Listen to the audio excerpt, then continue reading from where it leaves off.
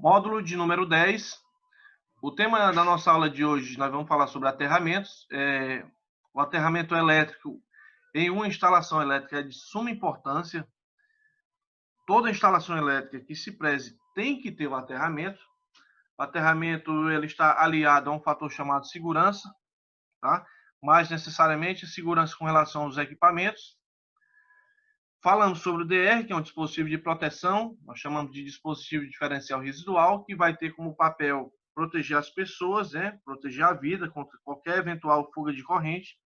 E o aterramento ele vai estar aliado também ao termo segurança, porque eu vou fazer explicação aqui, no decorrer das nossas aulas, vou falar sobre a importância que se ter um aterramento elétrico.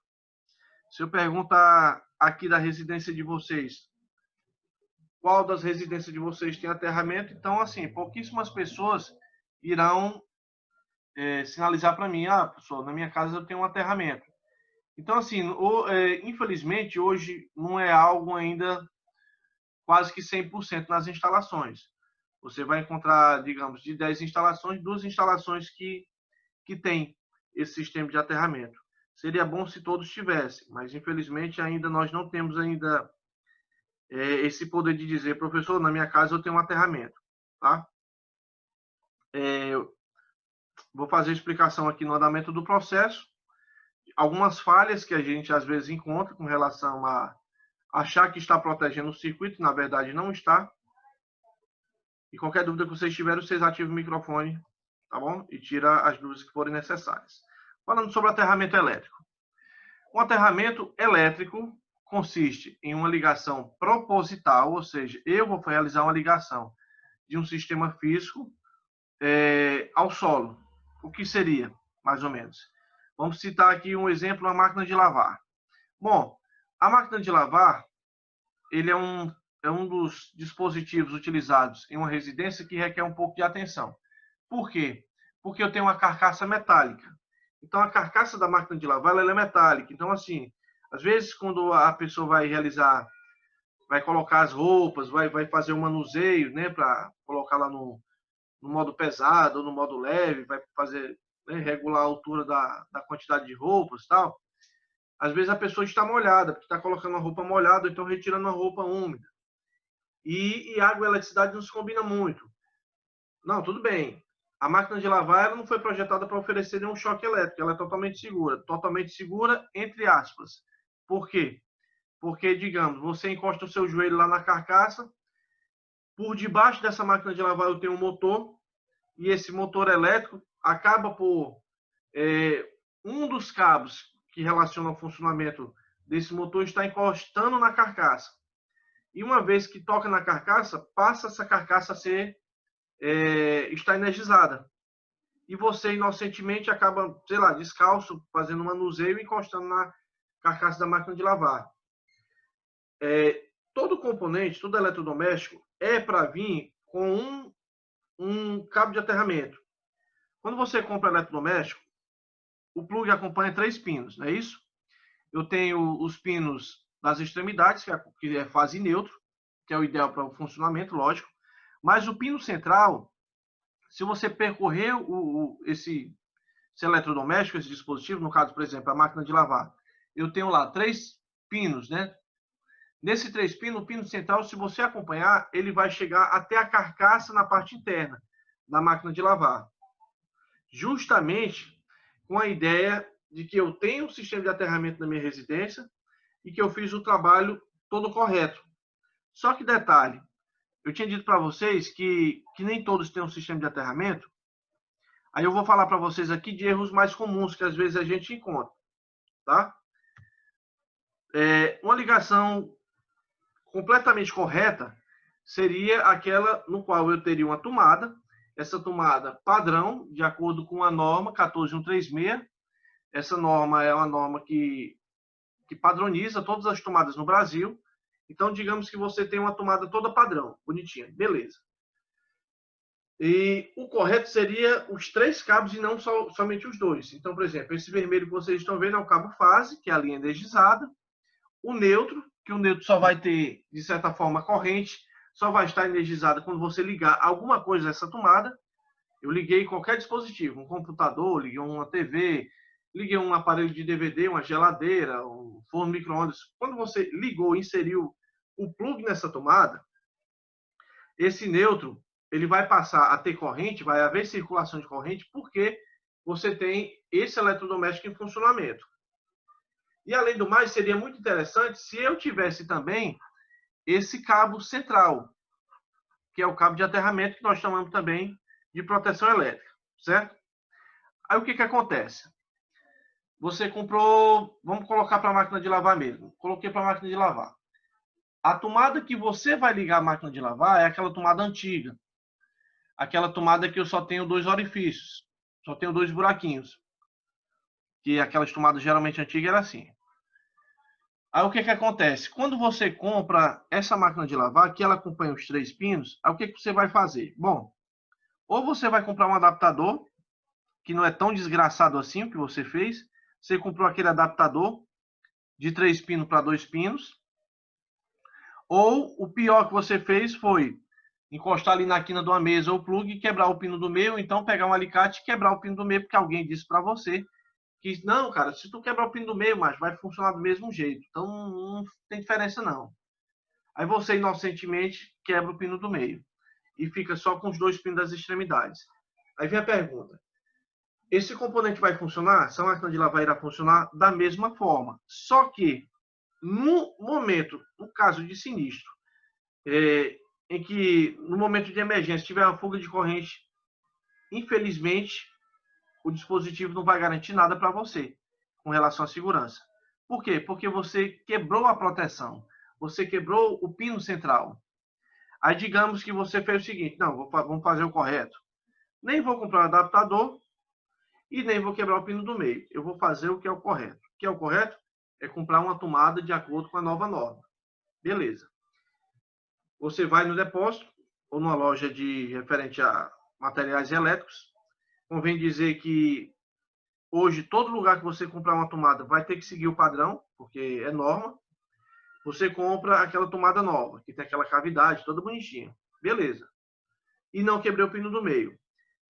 Você resolveu o seu problema? Bom, resolvi em partes, porque eu não quebrei o pino do meio e porque eu comprei uma tomada nova. Só que eu tenho que saber que eu tenho que ter um cabo por detrás dessa tomada também, que é o cabo do aterramento, certo? Então, tudo isso vai nascer como? Vai nascer, vamos citar para uma residência. Você vai ter, em uma das extremidades, digamos, no quintal ou no jardim da sua casa, você fincou uma haste no solo, que é uma haste de aterramento, é uma vara de cobre. Essa haste de aterramento, que geralmente é 2,5, 3 metros, você fincou no solo. Aí você colocou no solo. Dessa haste de aterramento, você pegou um cabo e esse cabo você encaminhou até o quadro de distribuição, onde vai instalar um barramentozinho metálico. E nesse barramento metálico é onde você vai deixar o cabo. E desse barramento, que nós chamamos de BEP, né? BIP, que é o barramento de equipotencialização, você vai começar a distribuir os cabos em todas as tomadas da sua residência. Então, por exemplo, esse barramento, saiu um cabo de aterramento que vai para aquela tomada. Depois saiu outro cabo de aterramento. Então, vejo que agora o negócio já está começando a ter cara de instalação bem feita. Por quê? Porque você ficou haste no solo do aterramento, você pegou um cabo e conectou nessa haste de aterramento até um quadro de distribuição, no qual tem os disjuntores, e desse quadro onde vou ter o aterramento, o barramento, né? Eu vou ter o encontro desses condutores, certo? Então, o que é interessante a gente saber, que só você não quebrar o pino do meio não vai ser suficiente para você resolver o problema do aterramento. Eu tenho que seguir uma série de critérios, né? Esses critérios têm que ser estabelecidos para que, no final das contas, eu tenha um sistema seguro. Então, assim, são problemas, nesse meu tempo de experiência, que eu já encontrei bastante. É gente que acha que o pino do meio não serve para nada, que não resolve, que vai funcionar da mesma forma, né? É a tomada antiga. Então, assim, você começou a adotar o procedimento correto. Você tem uma tomada nova, show, beleza. Você não quebrou o pino do meio, maravilha. Então, você já tem um grande passo. Um dos últimos passos, digamos assim, isso de trás para frente, né? Que o primeiro seria o aterramento, mas você não quebrou o pino, você comprou a tomada, é de ter um cabo por detrás dessa tomada, na parte central, né? Que vai ser conectado à parte central, que vai ser encaminhada ao quadro de distribuição, e do quadro vai ter um cabo que vai ser levado a um haste de aterramento, certo? Então, o aterramento elétrico, tá aqui a simbologia, tá bom? Você vai encontrar essa simbologia, por exemplo, você vai comprar uma tomada nova, você vai encontrar essa simbologia, a simbologia referente ao aterramento. Duas informações eu tenho na tomada. Em alto relevo, você vai encontrar tanto essa simbologia na parte central, que é do aterramento, e a letra N maiúscula, que vai dizer que esse local é o local onde você vai inserir o cabo neutro. Bom? O aterramento elétrico é basicamente uma das formas mais seguras de interferirmos na eletricidade de maneira a proteger e garantir um bom funcionamento da instalação elétrica. Tá? Além de, claro, atender às exigências das normas. Então, tudo é baseado em normas, certo?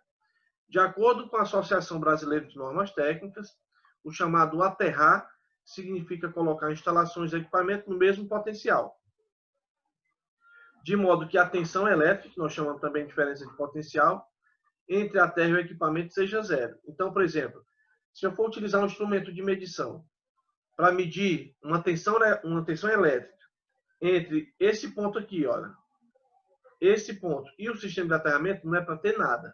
Se houver alguma tensão, é porque está tendo algum problema. Vamos citar aqui, cabo fase energizado? Nós chamamos de linha viva ou linha energizada. O neutro é energizado? Não. O neutro só vai ser energizado quando você ligar alguma carga a essa tomada. Você ligou uma carga à tomada, pronto. Então, vai ter uma corrente circulando. O condutor de aterramento, que é esse pino central, só vai ter corrente se houver alguma fuga de corrente e a parte fase, né, que é uma linha viva, se estiver encostado na carcaça, aí, logicamente, o trabalho do aterramento vai ser o quê? Vai escoar o valor dessa corrente para a terra. Mesmo porque tudo nasce como? Lá na geração, na hidrelétrica, na termoelétrica, eu vou ter lá o gerador, vou ter o alternador que vai gerar eletricidade. Eu vou ter aquelas torres gigantescas da linha de transmissão, todas aterradas. Quando chegar ao ponto final, basicamente, na rua da sua casa, você vai encontrar aquela caixa gigantesca, que nós chamamos de transformador. O transformador vai acompanhar 4 bornes, e esses 4 bornes, um dos bornes vai ser o sistema de aterramento. Deixa eu ver se eu tenho aqui como puxar para vocês aqui a imagem do transformador. Só mostrar aqui rapidinho, aqui, só um instante. Ver se eu tenho aqui no ponto.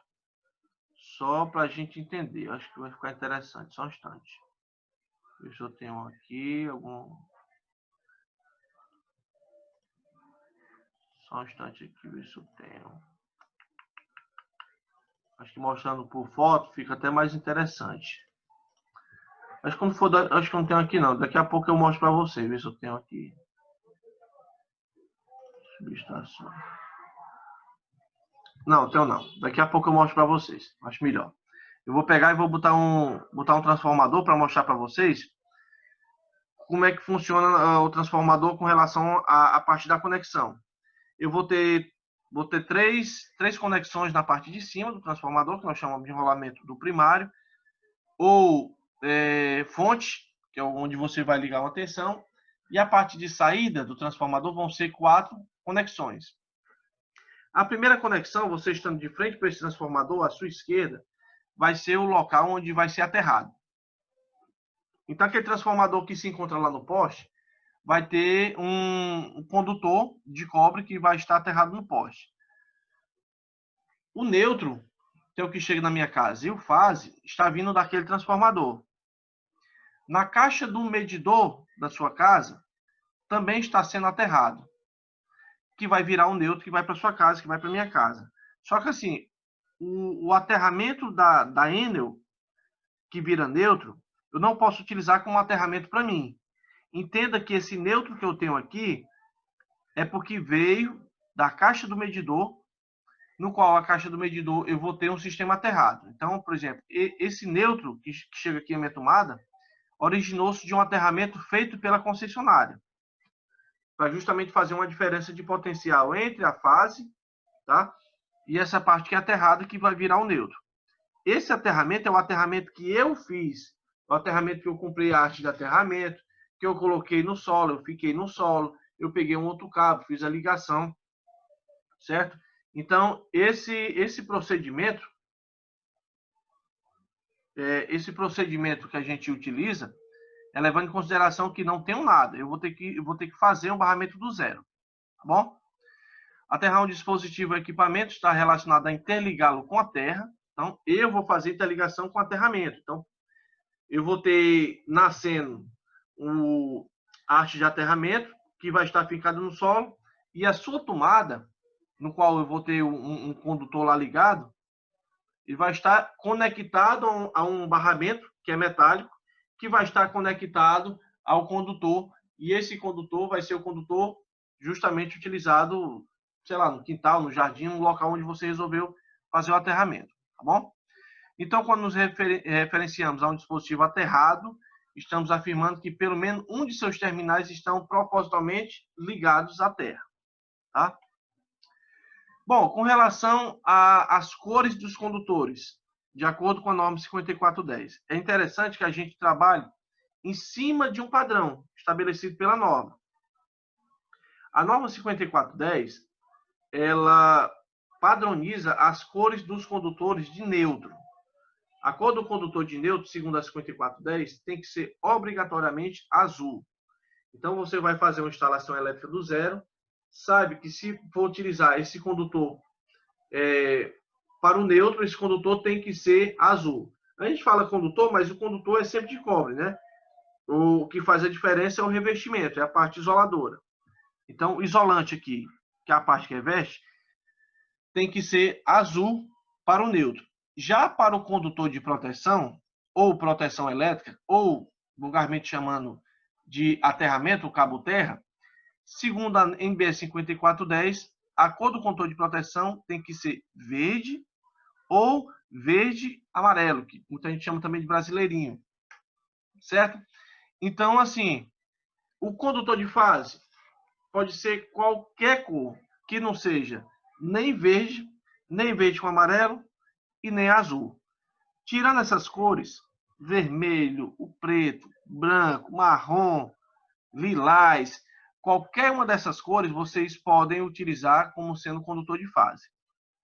A norma ela não restringe, a norma ela não fala qual é a cor do condutor de fase, mas ela fala qual é a cor do condutor de neutro e fala qual é a cor do condutor de proteção, tá bom? Quem trabalha com redes elétricas sabe que é imprescindível diferenciar a função de cada fio ou cabo de modo a preservar a própria segurança e o funcionamento da rede. Uma dica que eu dou e um conselho que eu dou para vocês. Pessoal, não trabalhem, isso logicamente eu estou falando para uma turma que não vai trabalhar atuando diretamente com elétrica. Mas digamos que você resolva fazer algum procedimento na sua casa. Você nunca vá se confiar em cor de condutor. Certo? Por que eu estou lhe dizendo isso? Porque, vamos lá, um cabo de aterramento. Cabo de aterramento é verde. Ah, cabo azul é o neutro. E outra cor é o fase. Aí você resolve trocar uma tomada. Lógico que o primordial é você desligar lá o disjuntor, desligar geral para poder fazer seu serviço de forma segura. Mas digamos que você quer saber qual é o condutor de fase. Você pega ali com todo cuidado, digamos, aquele cabo vermelho e jura que aquele cabo é o cabo fase. E você pega esse condutor verde com a maior tranquilidade do mundo, jurando que é o condutor de terra. Mas, o que acontece? A pessoa que fez a instalação, apesar de eu encontrar, digamos, 3 cores por detrás dessa tomada, você jura que o cara fez de acordo com a norma. Mas digamos que esse verde pode estar sendo a fase, esse vermelho pode estar sendo o neutro e esse azul pode estar sendo terra. Então, professor, então como é que eu faço para saber? Existe um dispositivo chamado detector de tensão. Hoje a gente encontra na loja um detector que não precisa nem tocar na parte metálica. Basta que você encoste no condutor, mesmo revestido, ele vai emitir um bip e vai emitir uma luz. dizendo que essa linha está energizada. Então, é uma forma muito segura de você saber se realmente aquele condutor está conduzindo ou não. E onde é que eu vou encontrar, em cima da norma da NBR 5410, a parte que fala sobre o aterramento? Bom, o item 6.1.5.3.2, que é o item lá da 5410, fala que qualquer condutor isolado, cabo unipolar, que é um cabo como esse, olha, só tem um polo, ou veia de cabo multipolar, que é aquele cabo que eu tenho uma capa preta, no qual eu tenho 2, 3 cabos dentro dessa capa. Nós chamamos de cabo multipolar, que são multipolos. São vários cabos. Utilizado como condutor de proteção, deve ser identificado de acordo com essa função. Em caso de identificação por cor, deve ser usada a dupla coloração, olha, verde e amarelo, muita gente chama de brasileirinho, ou a cor verde, que é cores exclusivas da função de proteção. Na isolação do condutor isolado ou da veia do cabo multipolar ou na cobertura do cabo unipolar. Então, assim, a norma ela lhe direciona para que você utilize um cabo com ou a cor verde ou a cor verde e amarela, que vai ser a cor do condutor de proteção. No caso do neutro, da mesma forma, só não fala para a fase. Só que, lógico, se esse tem que ser a cor do condutor de terra e o outro condutor de neutro, então, logicamente, qualquer cor que não seja essas duas, ou essas três, no caso verde com amarelo, eu posso utilizar isso como sendo o condutor de fase, certo? Então, olha, isso vai ser feito para que quando você operar máquinas, principalmente, pessoal, máquinas, é um fator que requer uma atenção grande. Para quem trabalha em indústria, como eu já trabalhei muito, e a gente trabalha bastante com motores elétricos, a gente tem que ter realmente um cuidado bem maior. A gente tem que ter um zelo maior. Por quê? Porque dentro desses motores eu vou encontrar bobinas. E essas bobinas, que nada mais são do que fio enrolado, tá? Não vou aqui dar aula de máquinas elétricas, mas o que pode acontecer? Esse fio ele é esmaltado, ele é coberto com verniz, todo isolado. Mas digamos que devido a uma sobrecarga, devido a uma sobrecorrente, às vezes o motor sobrecarregado acabou por esquentar tanto que derreteu o esmalte, uma partezinha aqui. E digamos que uma dessas partes aqui encostou na carcaça. Toda aula que eu tenho de máquinas elétricas com os alunos, na escola, ou mesmo de comandos elétricos, que é uma outra disciplina que a gente mexe com motores, eu sempre peço para os alunos que durante o funcionamento não encoste, não pegue no motor. Por quê? Porque pode acontecer de haver uma fuga, tá? Alguma fugazinha de corrente entre a bobina e a carcaça e você encosta sua mão lá na carcaça. Com relação ao choque elétrico, nosso corpo consegue suportar até o limite de 30 mA, que é uma correntezinha baixa, mas para o seu corpo já começa a surgir efeitos. Então, assim, a gente tem que trabalhar realmente com muito cuidado, tá? Então, quando você tem um aterramento, isso voltado para a máquina, eu fiz o aterramento, todo motor vai acompanhar lá um parafuso, uma conexão que você vai ligar ao sistema de aterramento. O trabalhador, se porventura, sem querer encostar na carcaça, não vai haver problema algum. Isso, digamos que eu tenho uma fuga de corrente aqui da bobina para a carcaça, mesmo tendo, se você tem um sistema de aterramento e um sistema de aterramento bem feito e seguro, você não vai sofrer nada. Caso contrário, você realiza a ligação desse motor sem haver nenhum sistema de aterramento, então você pode acontecer de sofrer alguma descarga elétrica, tá bom? Então, quais são assim as funções do aterramento elétrico? Bom, como funções eu tenho a proteção da integridade física do homem, que esse é o fator principal. A ideia de você ter um sistema de aterramento bem feito, lógico, juntamente com o DR também, mesmo o DR não recebendo aterramento, mas o sistema de aterramento vai garantir a proteção da integridade física do homem. Esse é o primeiro ponto, certo?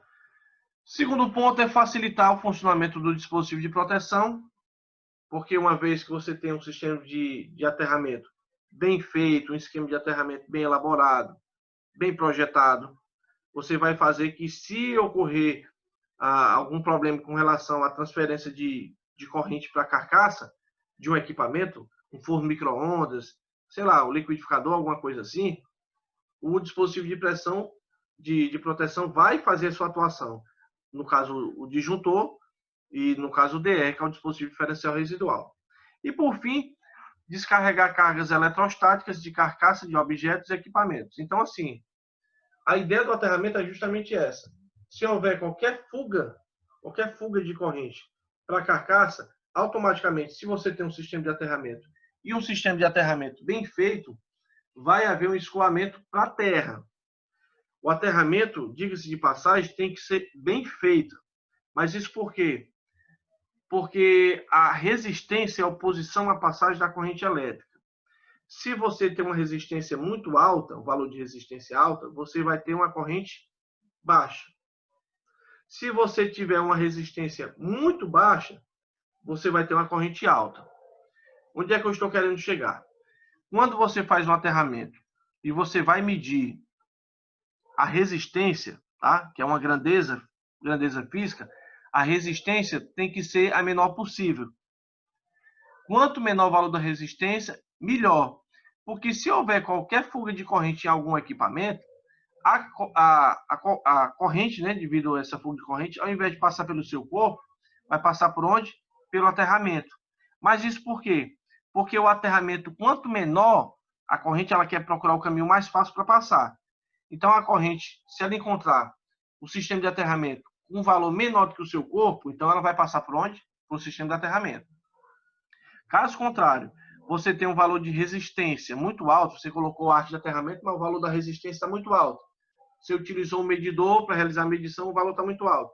Se houver algum problema com relação à fuga de corrente, alguma coisa assim, e se a resistência for maior do que o seu corpo, a corrente vai passar por onde? Pelo seu corpo.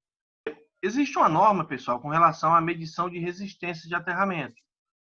Tudo que você imaginar, olha, tudo que você imaginar relacionado à eletricidade, tem norma. Então, sempre tem norma para tudo que é eletrônica, tomadas, aterramento, para tudo existe uma norma. É interessante que até tenha a mesma norma, que é para fazer as coisas fluírem num padrão, tá? Isso é muito bom para todo mundo. Então, vamos nós. A norma que referencia isso é a norma 15749 de 2009. Essa norma da ABNT, ela vai estabelecer os critérios e os métodos de medição de resistência de sistema de aterramento. Então, assim, quando você se propõe a fazer um aterramento, numa residência, numa fábrica, numa indústria, a gente tem que se atentar para essa norma justamente com a função de trabalhar em cima do padrão, de fazer de acordo com o padrão, e essa norma ela estabelece o procedimento para você realizar essa medição, certo? Dentre elas, dentre as atribuições que essa norma tem, uma delas é com relação à medida de segurança. Quando você for realizar alguma medição de aterramento, que eu vou ter que utilizar um instrumento, eu vou falar para vocês, um instrumento chamado terrômetro, e esse terrômetro ele vai ser um instrumento no qual eu vou ter a possibilidade de saber quanto é que está sendo o valor dessa resistência, desse aterramento que eu fiz, tá bom? Um dos pré-requisitos é medição de segurança, medida de segurança. Bom, quando for realizar a medida de segurança, deve ser tomadas algumas medidas, tá? Relativas a potenciais perigosos que possam ocorrer nas proximidades do sistema de aterramento ou estruturas condutoras aterradas.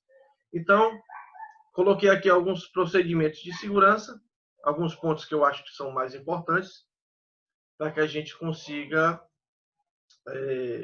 dialogar aqui nessa aula de hoje. Bom, a primeira, que eu acho que é uma das mais importantes, é utilizar calçados e luvas, tá? Luvas isolantes, luvas de proteção, com nível de isolamento compatível com os valores máximos de tensão que possam ocorrer no sistema sob medição. Então, vai trabalhar com eletricidade, não só com medição de sistema de aterramento, mas para tudo.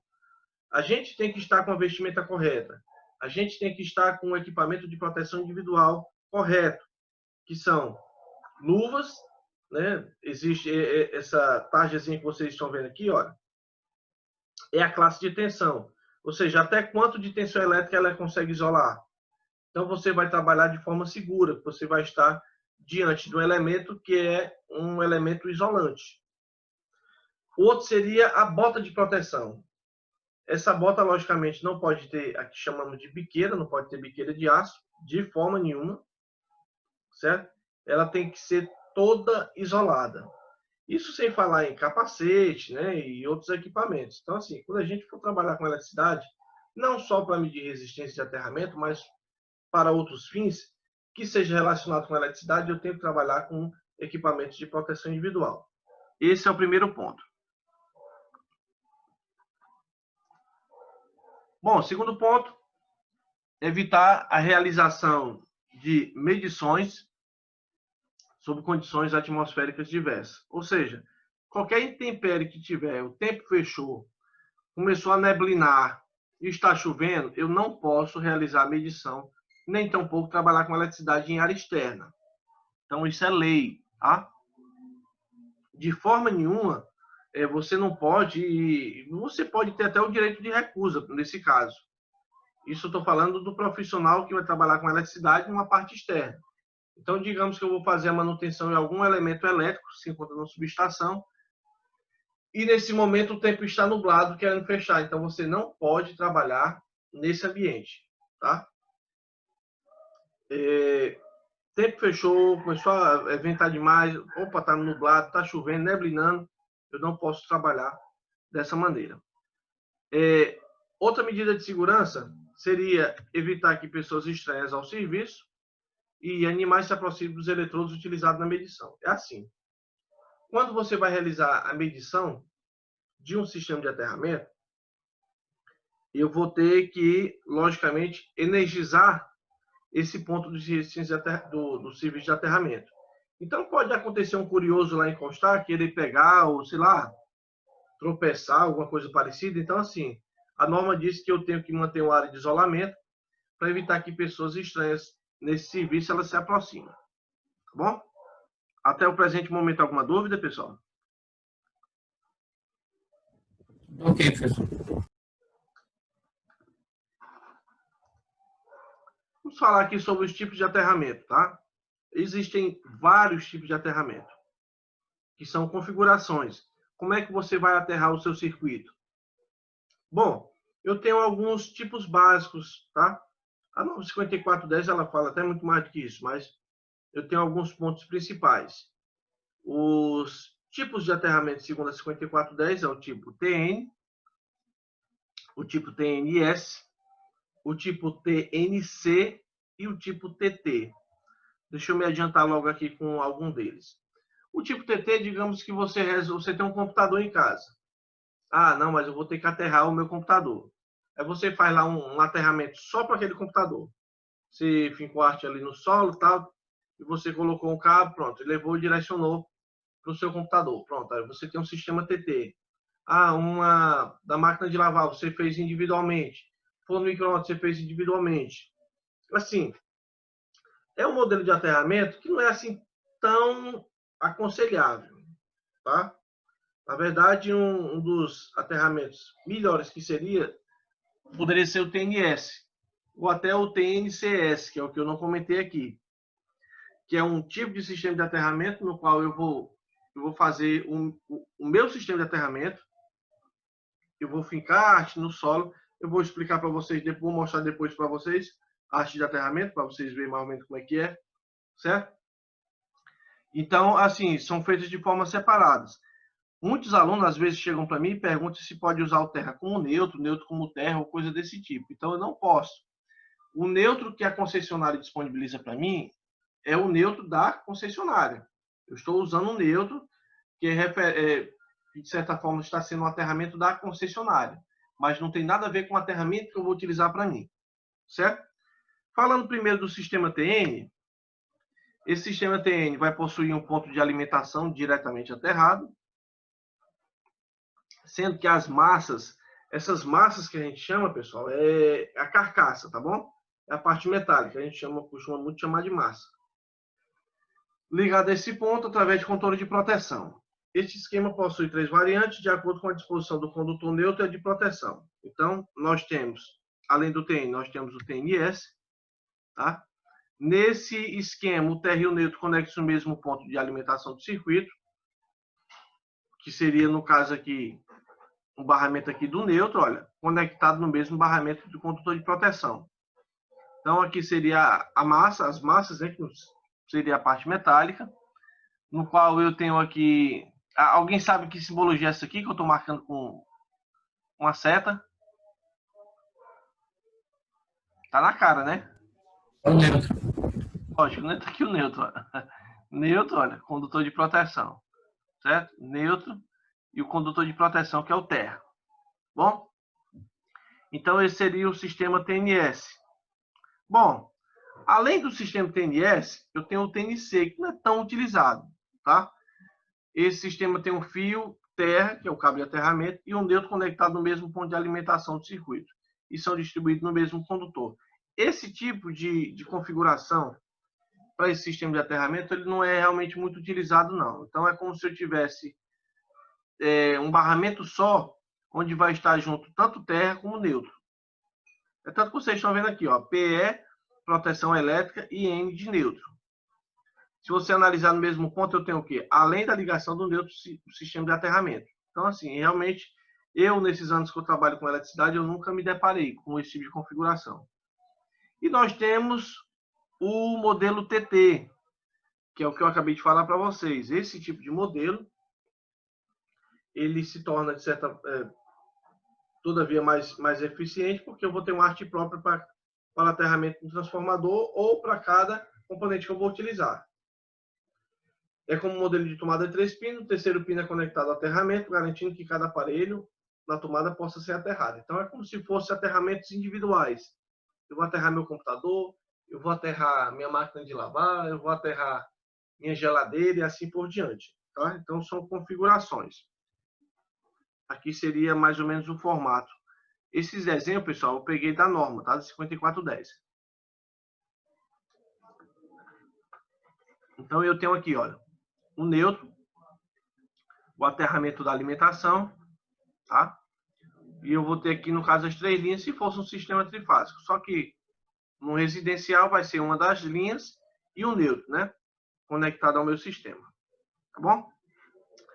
Uma outra coisa interessante são 2 fenômenos que podem acontecer e toda vez que é construída uma subestação ou algum setor no qual eu vou ter uma tensão muito alta, existem 2 possibilidades de natureza de tensão elétrica, quando a gente fala um sistema de aterramento. Um é a tensão de toque, outra é a tensão de passo. Principalmente em aterramento, pessoal, que é em aterramento utilizado em subestações, que as tensões são muito altas. Eu trabalhei em subestações de 69 mil volts, 230 mil volts, a tensão é muito alta. O sistema de aterramento ele é todo feito inicialmente e depois é construída a subestação. Depois que eu faço esse processo de aterramento, eu vou fazer as medições, toda bonitinha. Só que pode acontecer de haver uma fuga de corrente pegando na parte do aterramento. E a tensão de passe, a tensão de toque, ela vai ser justamente a tensão que vai, pelo menos a tensão de toque, vai ser dado entre o pé e a mão de qualquer pessoa que tocar alguma parte metálica. Digamos que na subestação eu vou ter que sair da sala de controle indo em direção à subestação. Você vai ter que tocar na maçaneta da porta. A maçaneta da porta com certeza é metálica. Então, toda subestação, essa parte de linha industrial, até as portas elas são aterradas. Então, se você verificar, na porta lá de alumínio tem uma malhazinha de aterramento, que ela é presa entre o aterramento e a carcaça, no caso da porta. Certo? Então, eis aqui a tensão de toque. A tensão de toque vai ser a tensão elétrica entre o pé e a mão que toca uma massa metálica energizada em relação à terra. Lógico, eu tinha dito para vocês que o transformador lá fora tem o aterramento, que é o neutro. O neutro que chega na sua casa é um aterramento. E se você toca em alguma parte metálica que esteja energizada e você está, de certa forma, descalço, você recebe uma descarga elétrica, você recebe um choque elétrico justamente por isso.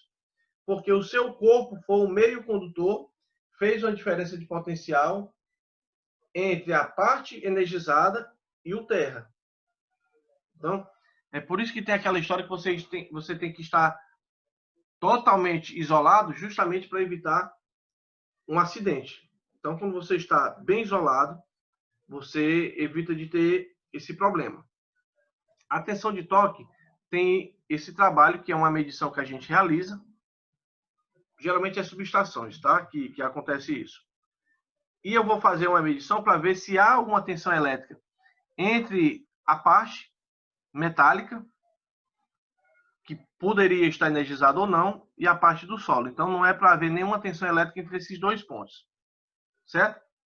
Bom, já a tensão de passo vai ser a tensão que vai surgir no solo, entre os pés de uma pessoa que está próxima ao eletrodo de aterramento. Então, digamos, ocorreu uma fuga de corrente em algum ponto. Nessa fuga de corrente que ocorreu, uma parte dessa tensão ou dessa corrente ela está indo para a malha de aterramento. E se você dá um passo muito largo, vai haver uma distância entre um pé e outro, vai ter uma diferença de potencial, uma tensão elétrica entre esses dois pontos, você pode receber uma descarga elétrica. Então, não sei se aqui alguém da turma já chegou a adentrar uma subestação, mas geralmente, quando se vai entrar numa subestação, principalmente de valor de tensão muito alta, eles recomendam a gente não dar passo muito largo. Porque caso ocorra alguma fuga de corrente na malha de aterramento, eu não venho atingir uma descarga elétrica, tendo em vista que eu estou dando passos curtos. Quando você dá passo muito largo, você abre uma diferença de potencial, uma tensão elétrica entre os dois pontos. Tá? Então, a tensão de passo vai ser a tensão que vai surgir no solo, na terra, entre os pés de uma pessoa que está próxima ao eletrodo de aterramento, ou a uma malha de aterramento no instante em que passa pelo solo a corrente. Então, requer realmente uma tensão muito grande. Tá? Ainda falando da norma, é aconselhável que o levantamento dos perfis de potenciais na superfície seja realizado com injeção de alta corrente. Então, vamos utilizar, nesse caso, instrumentos de medição, e o instrumento de medição ele vai verificar se está tendo qualquer fuga de corrente entre esses pontos, para garantir, logicamente, a segurança. Nessa medição deve ser feita entre as partes metálicas, já falei para vocês, estruturas metálicas, carcaças de equipamentos ligados ao sistema, e o eletrodo de potencial cravado no solo. Durante a medição, a corrente de teste é injetada na terra através de uma sonda auxiliar. Então, esse é um dos equipamentos que eu posso utilizar para esse fim, para verificar como é que se encontra toda a área de aterramento desse ambiente, certo? A resistência da sonda auxiliar. O que é sonda auxiliar? Quando a gente tem um instrumento de medição, a gente tem umas varas condutoras que são colocadas como estaca auxiliar, para servir de apoio para esse instrumento conseguir medir alguma coisa. Certo? Quais são os instrumentos que eu vou utilizar? Aí vamos nós. Deixa eu voltar aqui. Pronto. No caso das medições de tensão de passo, a tensão deve ser medida entre dois eletrodos. Então, você fincou esse eletrodo de potencial cravado no solo e afastado 1 metro. Então, vou colocar um instrumento de medição para medir a tensão elétrica. No momento que eu estou fazendo a medição com o instrumento, eu quero verificar se está tendo alguma tensão ou fuga de corrente entre esses pontos. As medições de tensão de passo e contato são realizadas por um voltímetro. Olha aqui, ó, voltímetro, que é o instrumento que vai medir tensão, volt, tá? Metro de medição, com resistência interna de 1 kg, simulando a resistência do corpo. Então, são procedimentos que a gente adota para fazer essas medições. Qual o instrumento que eu vou utilizar para medir a resistência? Vou fazer o aterramento do zero.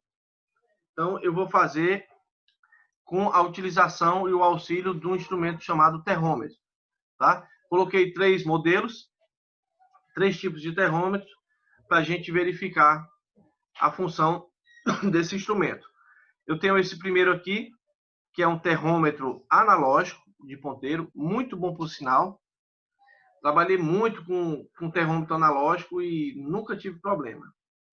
Mas eu posso encontrar também o terrômetro no estilo digital, no qual eu vou ter um display alfanumérico, geralmente são 4 pilhas, né, esse tipo de terrômetro, que eu vou utilizar para medição. E eu posso ter o chamado alicate termômetro.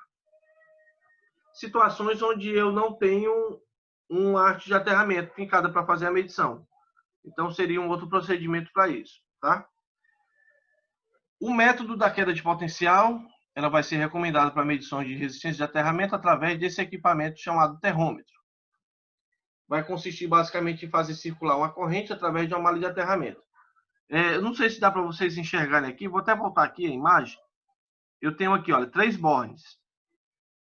Eu tenho um borne vermelho, amarelo e verde. Esse outro, verde, amarelo, vermelho. Segue um padrão.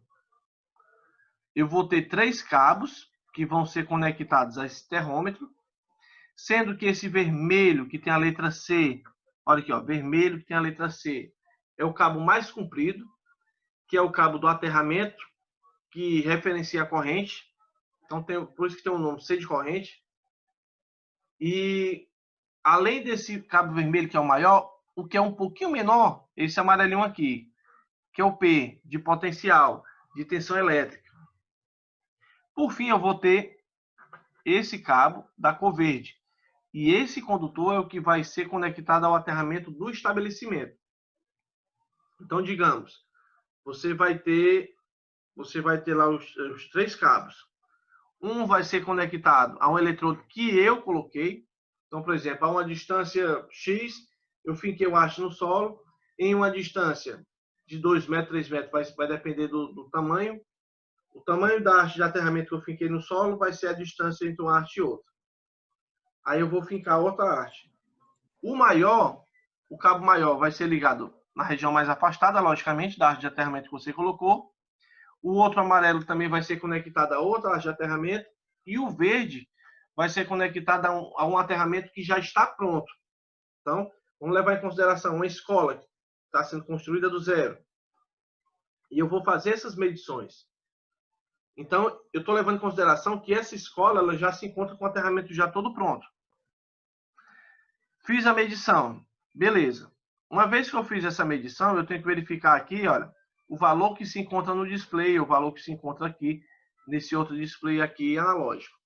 O valor da resistência, que tem que apresentar na tela, tem que ser uma resistência menor do que 10 ohms. Ohms, representado por uma letra grega ômega, tá? É a unidade de resistência. Então, a resistência, quanto menor, ela é melhor. Mas isso por quê?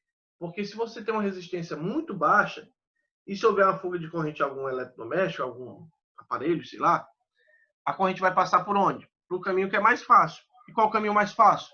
É o caminho no qual eu tenho uma resistência muito baixa naquele circuito. Certo?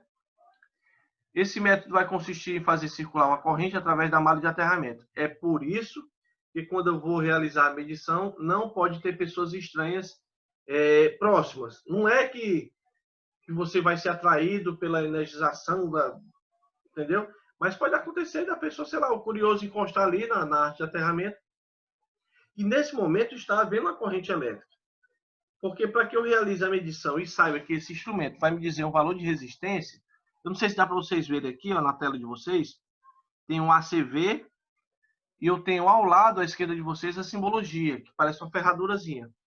É uma letra grega chamada ômega. Certo?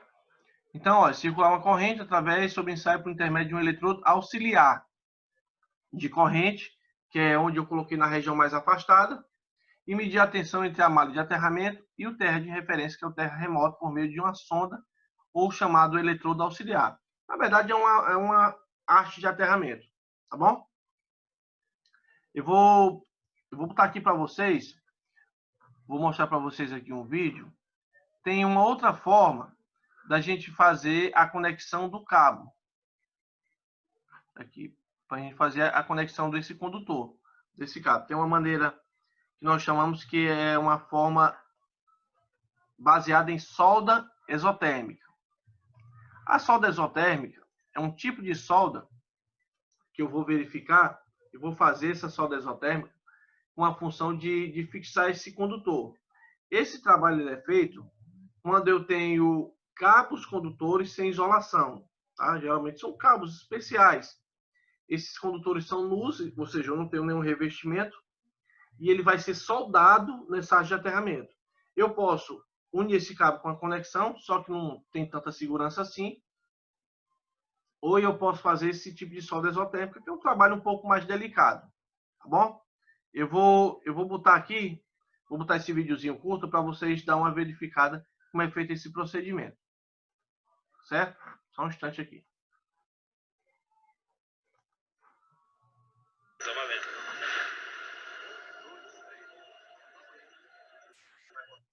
Vocês estão conseguindo ver essa imagem? Vamos sim. Então vamos nós, vamos lá.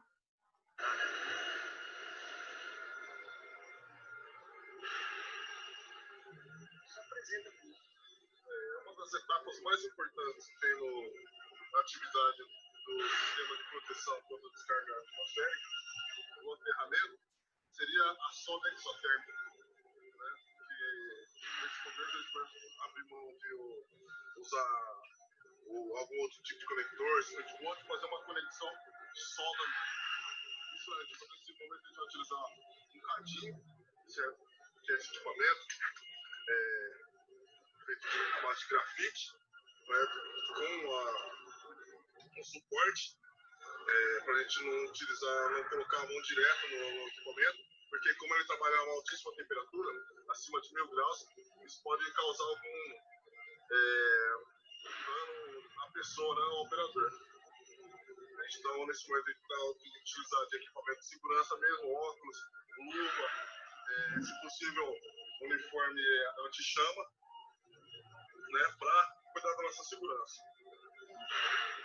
Na utilização da solda, a gente vai utilizar esse material, que é o material próprio de solda, que ele é a base desses materiais: óxido de cobre, alumínio, estanho, cálcio, silício e fluorita. Dentro também desse pacote, a gente tem esse material aqui, que é um disco de contenção, que vai ser colocado dentro do cadinho, certo? Depois que a gente colocar o material dentro do cadinho, esse material dentro do cadinho, a gente vai fazer a ignição dele com esse material, que é uma pólvora mesmo, que é o nosso ignitor, correto? A gente vai mostrar passo a passo como é essa atividade, certo? Com o operador ali.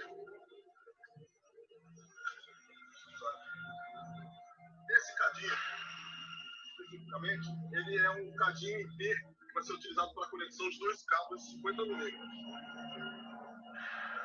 Cuidado aqui nesse momento, o cadinho ainda está frio, de conectar os 2 cabos e visualizar ele. Só observação. Veja o que ele está fazendo. Eu tenho aqui, olha, esse cabo de aterramento em um ponto e eu tenho esse outro cabo de aterramento passando direto. A gente chama esse procedimento de derivação. Ou seja, eu tenho um cabo aqui passando direto, mas eu vou derivar conectando esse cabo de aterramento, essa parte que está passando direto. Então, eu vou utilizar esse instrumento chamado cadinho. Vai ser efetuada uma solda, questão de segundos, é uma coisa muito rápida, tá bom? A gente tem que trabalhar com cuidado, porque a temperatura, conforme ele falou, é uma temperatura muito alta. Então, tem que realmente trabalhar com todo o cuidado do mundo. Eles estão encostados aqui nesse momento.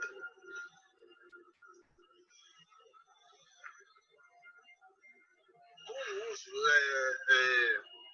repetitivo do cadinho, pode acontecer no cadinho começar a vazar material pelas extremidades. Então, tem material próprio para isso. Existem vários tipos no mercado. A gente tem esse material aqui. Então, a gente vai vedar para evitar o vazamento de material, de solda, para obter assim uma melhor qualidade da solda final nossa. Uma massa. É necessário vedar toda a volta do cabo para evitar o vazamento. O cadinho, ele tem um certo número de vezes que a gente pode utilizar ele. Depois ele vai começando a perder a sua função, porque vai aumentando a bitola do cabo. Está adequado, bem posicionado, então a gente vai fazer o procedimento. Inserir o disco E o tubo na parte superior. Certo? Agora a gente vai colocar o material. Despejar o material dentro do cadinho. Peraí, antes disso, é necessário que a gente faça a homogeneização do material. Certo? Vai fazendo aqui. Tudo isso visando a melhor qualidade da solda no final da atividade, do processo.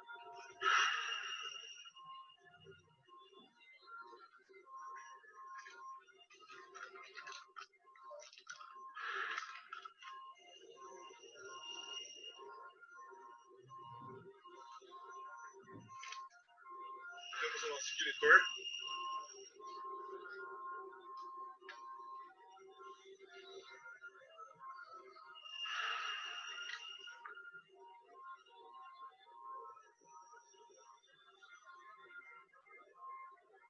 A gente faz um caminho.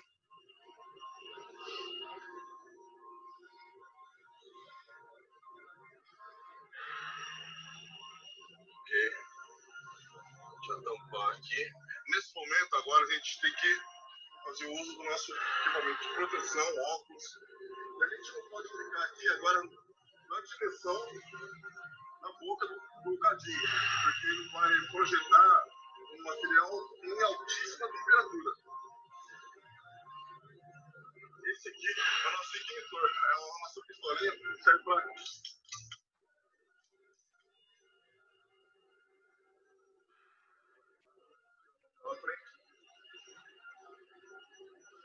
Só se afastar.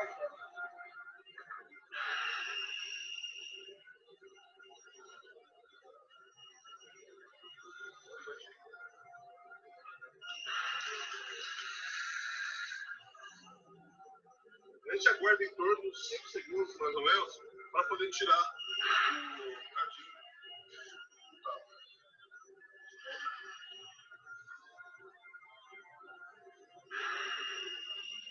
A gente tem aqui agora o cuidado para ir lá. Então veja que o trabalho foi rápido, né? O trabalho foi questão de segundos aí, conseguiu realizar essa solda. No cabo, porque o cabo aqui, a gente tem uma área que ele também está aquecido, correto? Então a gente usa a mão da nossa luva, foi feita toda a cobertura, uma solda de ótima qualidade. Tendo cuidado com o nosso equipamento, que é o cadinho, você pode ver que nesse momento a gente não pode encostar a mão no cabo ainda, porque a gente tem uma área de aquecimento muito grande. O cadinho agora a gente tem que dar uma limpada nele, porque resta sempre material, uma escória nele, então vamos ter um cuidado com o material. Esse é o processo de realização de uma solda exotérmica.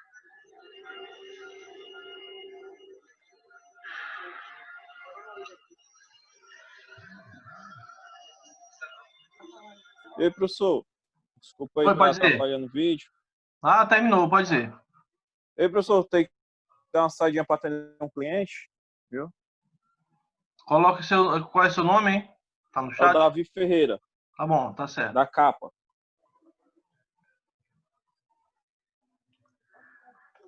Tá tranquilo.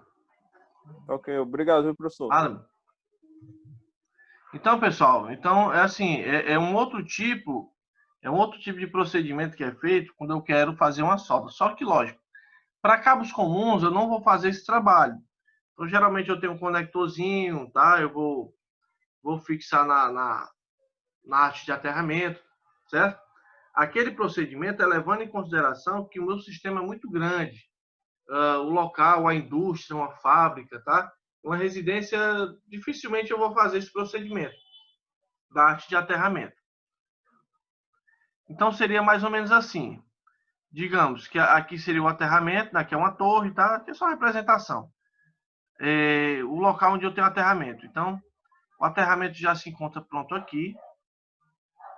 Uma vez que o aterramento já se encontra pronto, eu tenho mais 2 cabos. Não vamos ligar muito para a letra não, tá?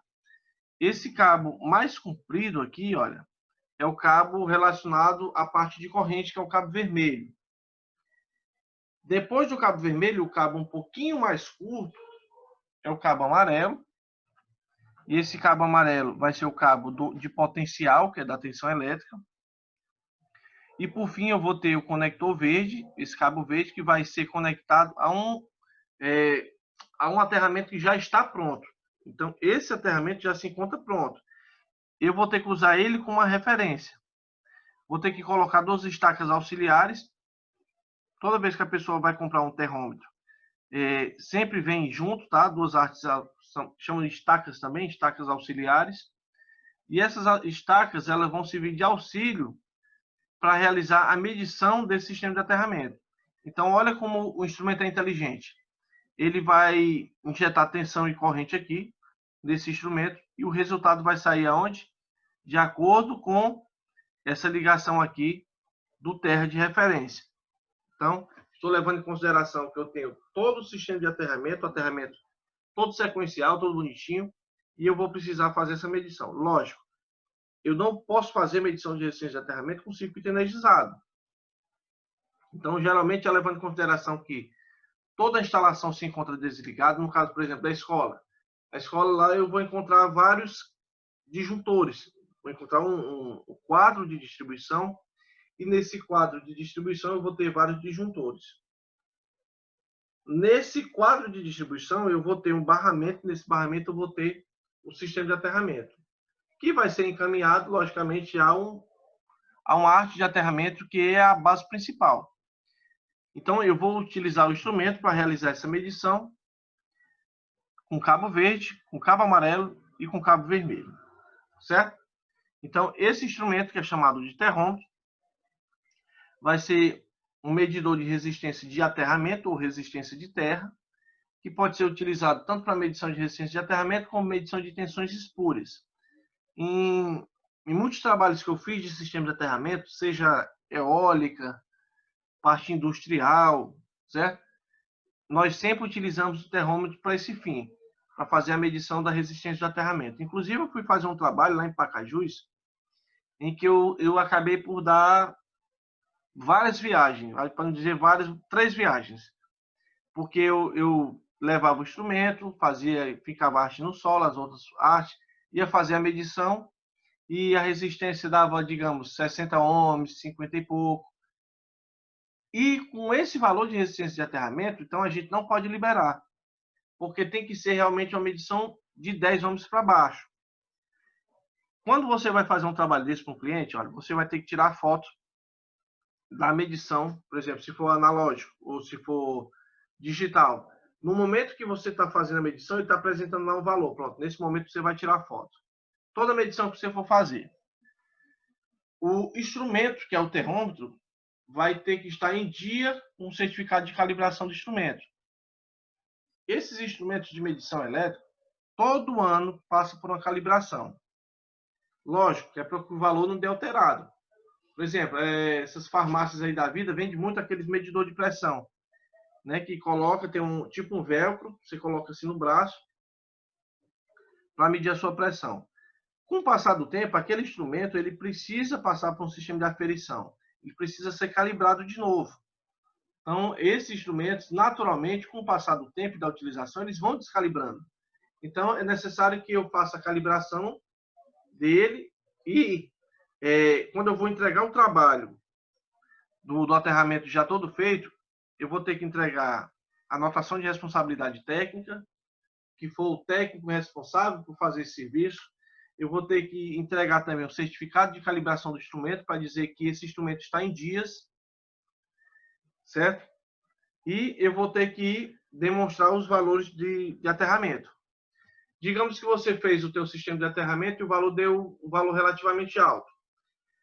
Qual é o procedimento que eu posso fazer para conseguir baixar o valor dessa resistência? Digamos que o valor tem que ser de 10 ohms para baixo. Uma das maneiras que eu posso fazer é aumentando as artes. Por exemplo, eu vou colocar uma haste de aterramento. Uma vez que eu coloquei essa haste de aterramento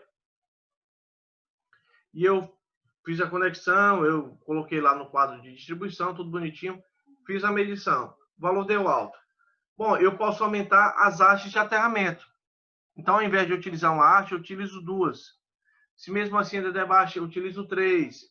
Uma outra maneira que eu posso fazer para realizar a medição é aumentar a profundidade dessa haste de aterramento. Por exemplo, eu tenho uma haste de aterramento que eu finquei no solo. Então, existem tipos de haste de aterramento que tem uma rosca na ponta da haste que eu conecto com outra peça, que eu conecto com outra haste e vou fincando mais ainda no solo. Quanto mais profundo for essa haste de aterramento, é melhor ainda para o teu sistema. Por quê? Se tu tem uma haste muito profunda, a umidade vai fazer com que a haste de aterramento, a resistência desse aterramento diminua. Quanto mais fundo você colocar essa haste de aterramento, logicamente, eu estou indo de encontro ao lençol freático. Então, o lençol freático é úmido, logicamente, que é água, né? Então, vai fazer com que a resistência seja baixa. Então, a umidade vai fazer com que o valor dessa resistência seja menor. Então, ou eu aumento hastes, ou eu coloco uma haste num nível de profundidade bem maior, ou então, assim, em últimas situações que eu vou realizar esse procedimento, digamos, ó, eu tentei todo o procedimento e não deu certo. Às vezes a terra no qual você vai fazer esse trabalho é uma terra, de certa forma, ruim. Então, você vai, em última situação, em última instância, você vai tirar uma boa parte dessa terra, tá? Uma boa parte mesmo, vai colocar uma outra terra de uma qualidade melhor e preparar todo o terreno e colocar a haste. O que vai acontecer?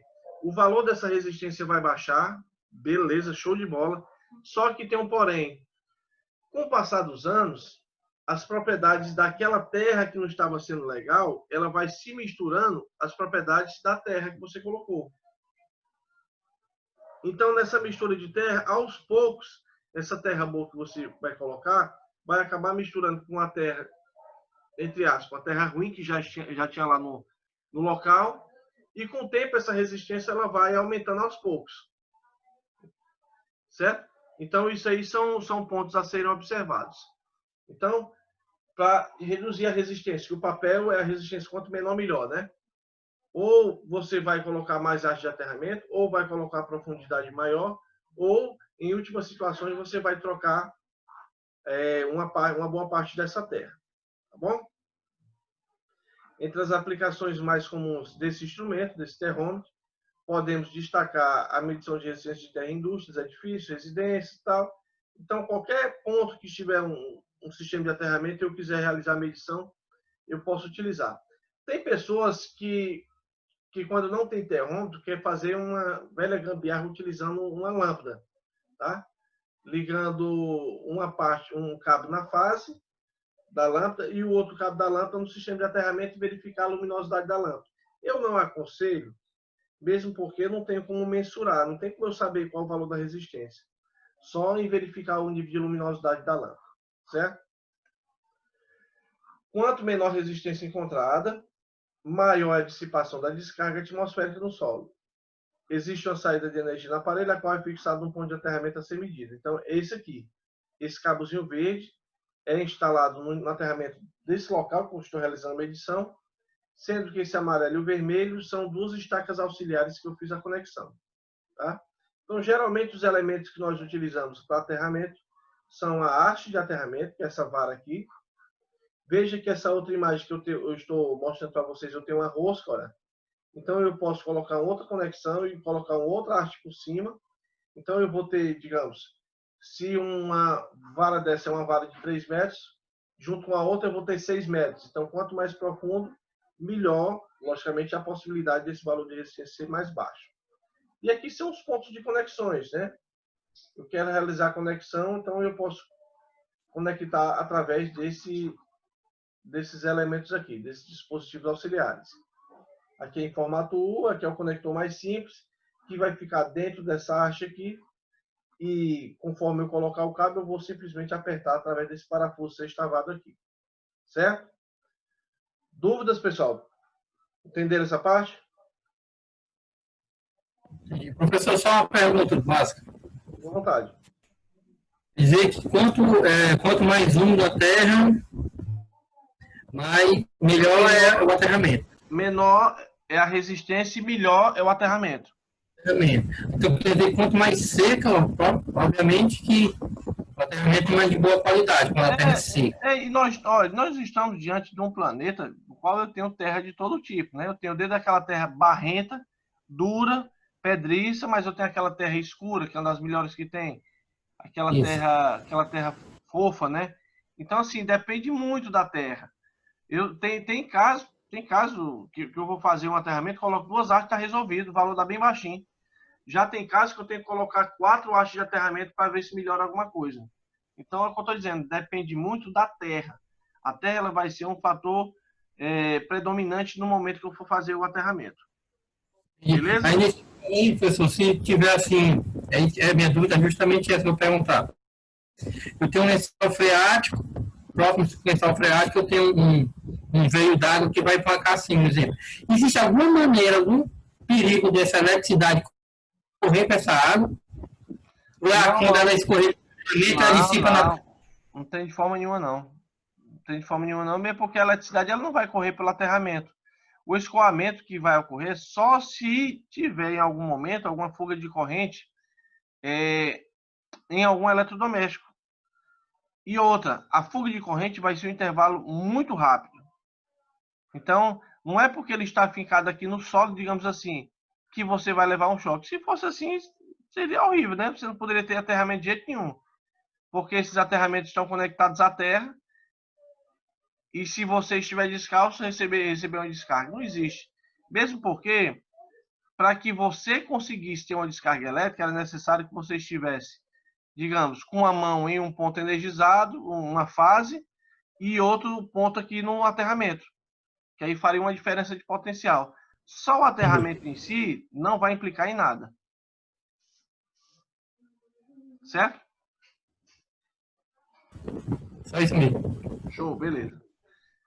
Então, pessoal, finalizamos aqui o nosso módulo de número 10, no qual falei aqui sobre o sistema de aterramento elétrico, um aterramento que tem uma importância muito grande em instalações elétricas. Então, toda instalação elétrica realmente tem que ter um sistema de aterramento para garantir a segurança, tá? Tanto segurança pessoal como segurança dos equipamentos.